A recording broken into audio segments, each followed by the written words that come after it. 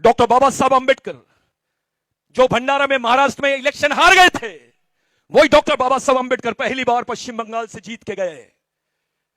Doctor बाबा साहब अंबेडकर सुभाष चंद्र बोस के भाई के खिलाफ इलेक्शन लड़ रहे थे, जो कांग्रेस से लड़ रहे थे, और doctor Ambedkar schedule caste federation से, सुभाष चंद्र बोस के जो भाई थे वो कांग्रेस से, और doctor Ambedkar schedule caste federation से लड़ रहे थे।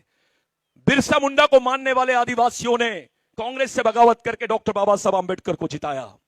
डॉक्टर बाबा साहब अंबेडकर संविधान सभा में गए और उनको संविधान बनाने का मौका मिला। इस देश में बिरसा मुंडा का आंदोलन नहीं होता तो बाबा साहब को भी संविधान बनाने का मौका नहीं मिलता, और संविधान नहीं बनता तो आपके हिस्से में आरक्षण नहीं आता, आपके हिस्से में नौकरी नहीं आती।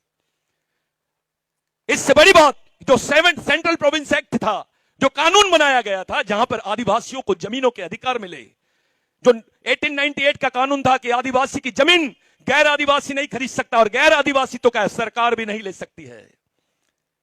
यह कानून बिरसा मुंडा के आंदोलन से हुआ है। यह कानून सेंट्रल प्रोविंस में उससे पहले टंटा भील के आंदोलन से हुआ है। आपके पास 2 एकड़, 4 एकड़, 5 एकड़, 10 एकड़ जो जमीन है, यह किसी भगवान ने नहीं दिया, किसी राजा ने नहीं दिया, यह शहीदों की देन है। अपने दिल पे हाथ रख के पूछो कि आपके पास जो जमीन है, आप जाके अपने 7 बार चेक करो कि आपको जमीन कैसे मिली है, यह जमीन आपके हिस्से में कैसे आई है। आपसे तो सब कुछ छीन लिया गया था। उसी जमीन का आंदोलन देश के आदिवासियों ने किया है। साथियों, इस देश में स्वतंत्रता का जो संघर्ष है वो 70% संघर्ष आदिवासियों ने किया है।